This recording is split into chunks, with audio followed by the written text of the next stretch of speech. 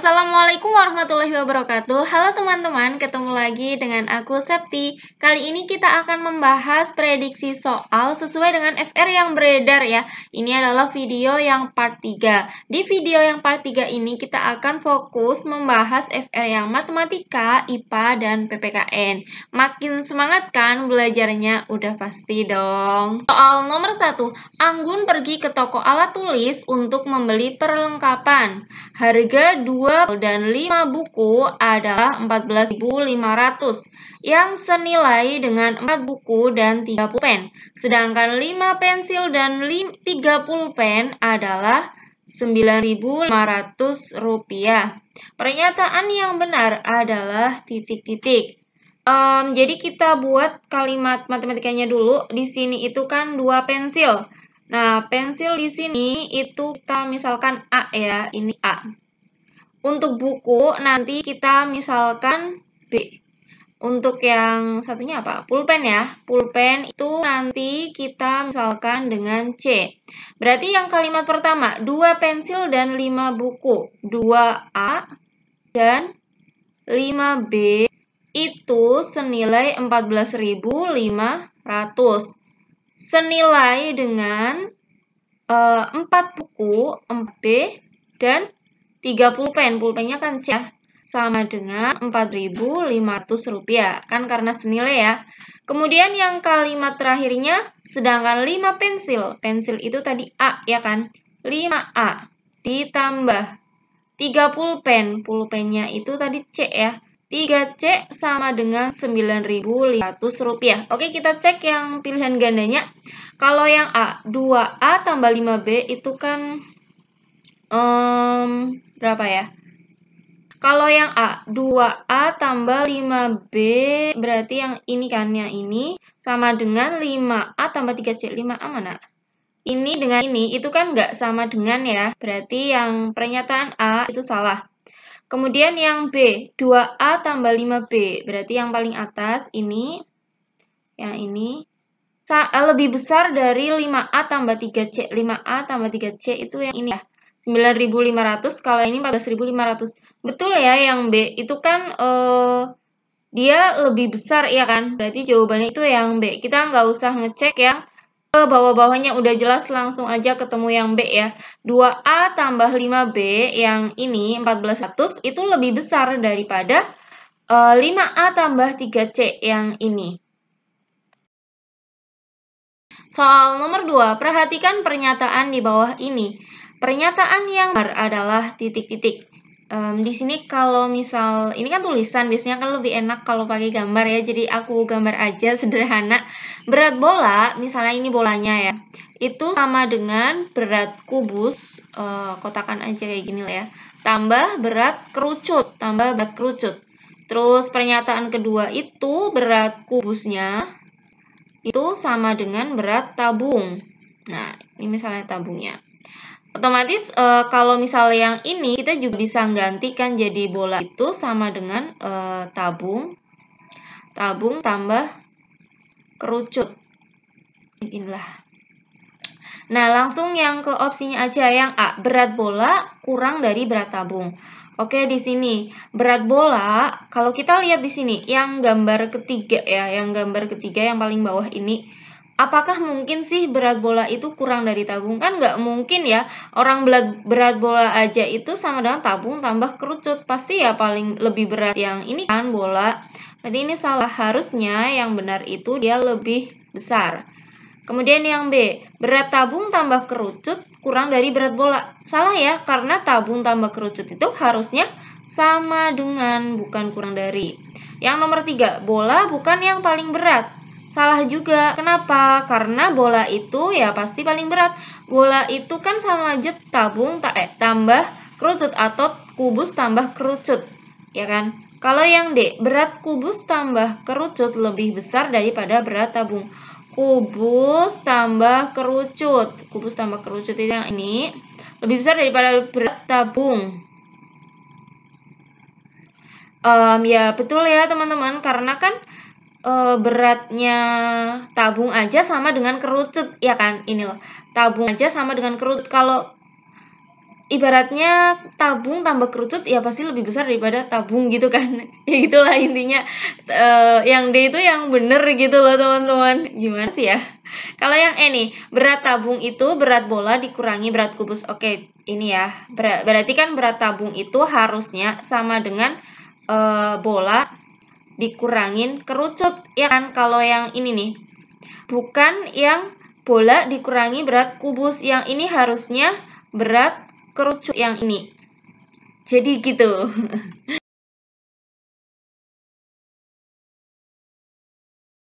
Soal nomor 4, Angga menjual beberapa kotak buah pepaya. Setiap kotak berisi 18 kg pepaya. Jika ia ingin mengangkut pepaya menggunakan mobil dengan kapasitas maksimal 770 kg, berapa kilogram pepaya yang dapat diangkut oleh mobil tersebut?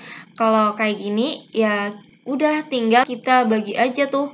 770 dibagi 18, ya kan? 77 bagi 18 itu kan dapat 4 ya kan. 4 kali 18 36 tambah 36 72 kan.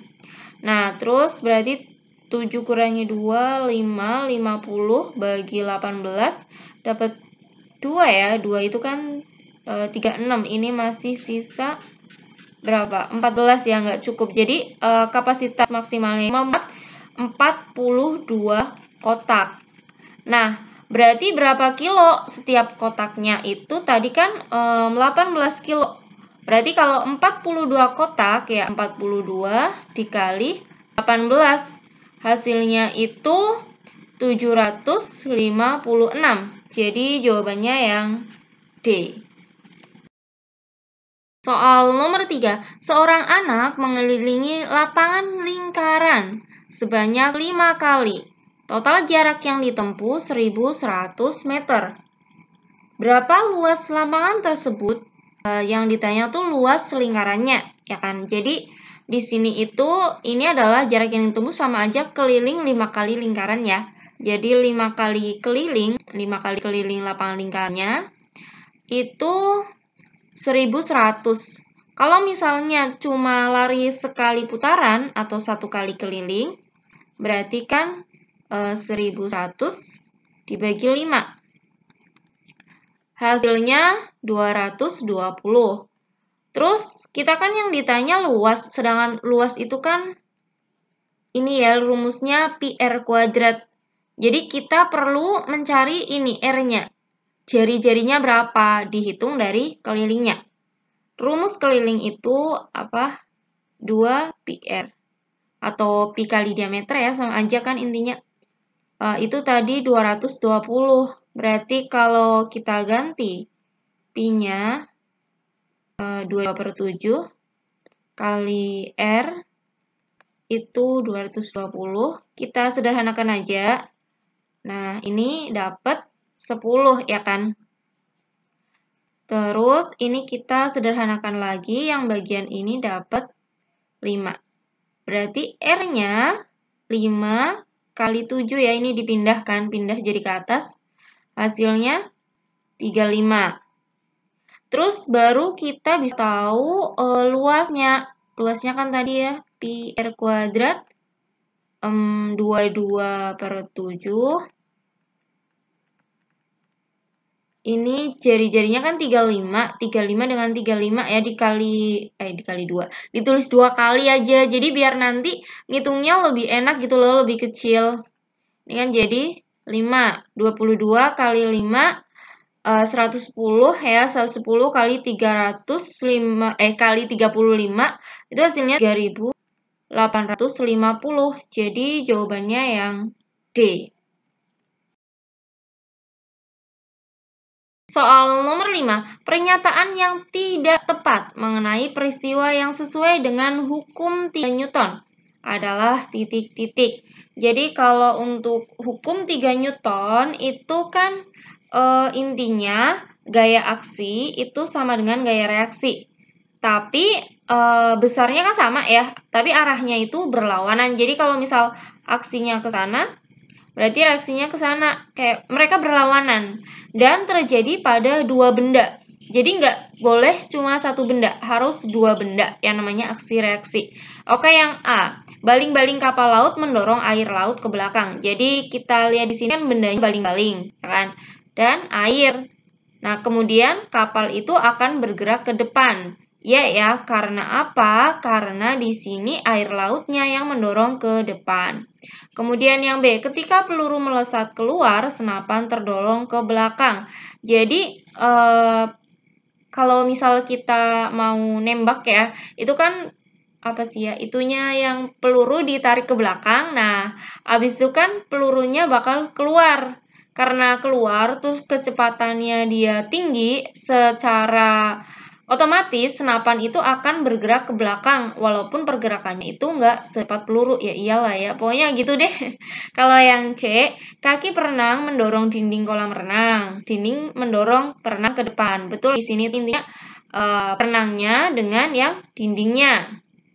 Jadi kalau mau renang itu kan kita agak dorong dindingnya kan. Terus habis itu kita bisa melaju dengan cepat. Ya intinya gitulah. Kalau yang D, tangan perenang, ini tipe ya. Tangan perenang mendorong air ke belakang. Air mendorong tangan perenang ke depan gitu. Kalau berenang kan kayak gitu ya, betul. Yang E, nelayan mendorong dayung ke belakang, perahu mendorong air ke depan. Ya bukan ya, harusnya apa? Harusnya airnya yang mendorong ke depan. Jadi ini salah. Otomatis jawabannya itu yang E, karena kan pertanyaannya tadi yang tidak tepat. Nah, soal ini itu aku pengen menjelaskan ke teman-teman bahwa konsep hukum 3 Newton tuh kayak gitu.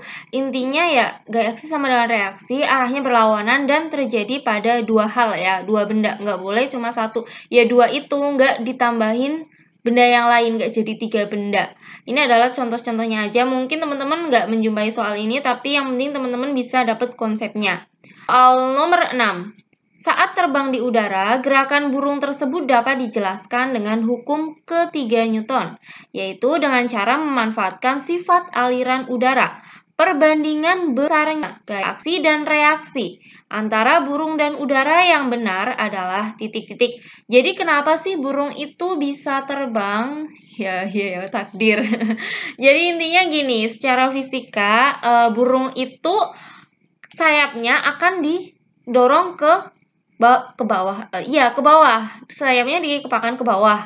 Nah, udara di bawahnya itu bakal mendorong burung ke atas gitu loh, jadi dia bisa terbang. Jadi intinya tuh antara burungnya, sayapnya dengan udara, itu gaya aksi dan reaksinya antara dua benda itu. Tadi kan harus terjadi dua benda dan arahnya berlawanan, jadi satu ke bawah, satu ke atas.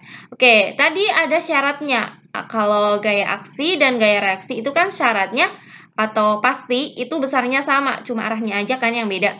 Kayak yang A, sama sehingga burung dapat terbang dengan stabil di udara. Ya benar ya, karena pertanyaan itu perbandingan gaya aksi dan yang reaksi. Otomatis pasti sama, berbeda salah.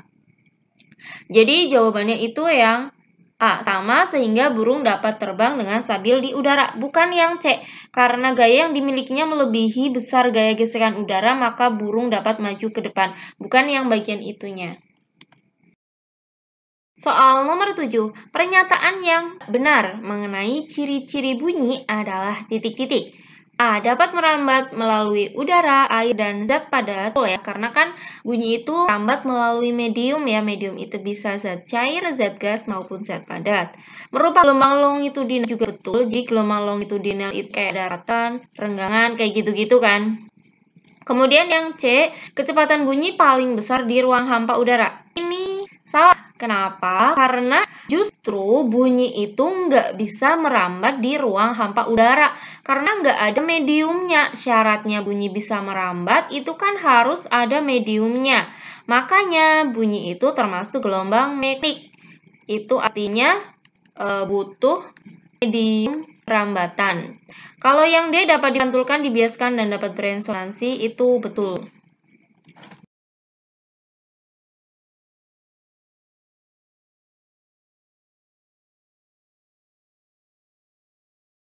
Soal nomor 8, sebuah gerobak sorong didorong dengan gaya 115 Newton, sehingga bergerak dengan percepatan 5 meter per sekon kuadrat. Berapa massa gerobak tersebut? Tanya adalah massanya. Di sini berarti kan ini yang gaya ya adalah F-nya. Terus yang ini 5 meter per sekon kuadrat itu adalah A. Kita bisa pakai yang hukum 2 Newton ya kan? F sama dengan MA. F-nya berapa tadi? 115. Masanya yang dicari kan? 5. Berarti masanya ya ini 115 dibagi 5. Hasilnya 11 bagi 5 kan dapat 2. Sisa 1, 15 bagi 5, 3. Jadi 23. Jawabannya yang C.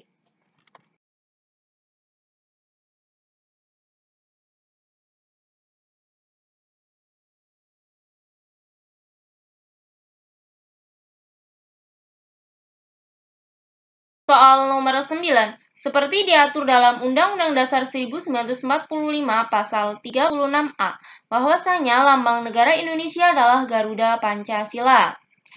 Gambar kepala banteng pada lambang Garuda Pancasila memiliki makna titik-titik. Kalau yang A berbeda-beda tetapi tetap satu, itu adalah semboyannya yang Bhinneka Tunggal Ika.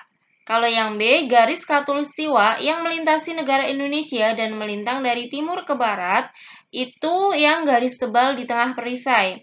Kalau yang C, kerakyatan yang dijiwai musyawarah, jiwa kerjasama sebagai makhluk sosial. Nah, ini nih teman-teman, jadi kan kita ambil kata kuncinya musyawarah ya, jawabannya yang C. Kalau yang D, kekuasaan Tuhan Yang Maha Esa, itu adalah bintang ya, sila ke-1. Kalau yang E, kesetia kawanan, kebersamaan, toleransi, simpati, empati, dan kegotong royongan adalah rantai atau sila ke-2. Soal nomor 10. Konstitusi Republik Indonesia mengatur masa jabatan presiden dan wakil presiden. Namun di dalam konstitusi juga diatur mengenai mekanisme perubahan pasal-pasal dalam UUD 1945. Aturan mengenai masa jabatan presiden ini secara eksplisit tertulis dalam pasal titik-titik. Jadi yang ditanyakan ini kita fokus ke kalimat terakhirnya, masa jabatan presiden. Kalau yang A, pasal 7A ayat 1 itu nggak ada ya teman-teman. Yang ada itu pasal 7A aja. Kalau yang pasal 7C itu presiden tidak dapat membekukan DPR. 7B-nya tentang tata cara pemberhentian presiden dan atau wakil presiden itu ada banyak ya apa sih urutannya. Nah, kalau yang pasal 7 ini adalah jawabannya. Jadi pasal 7 itu mengenai masa jabatan presiden. Kan presiden itu menjabatnya maksimal 2 kali jabatan ya, 5 tahun.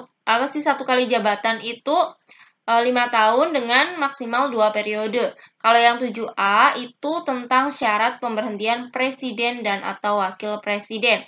Demikian video pembahasan prediksi soal berdasarkan FR. Semoga bermanfaat buat teman-teman. Buat teman-teman yang baru mampir di channel ini, jangan lupa untuk subscribe dan nyalakan loncengnya. Semoga video ini bermanfaat. Terima kasih.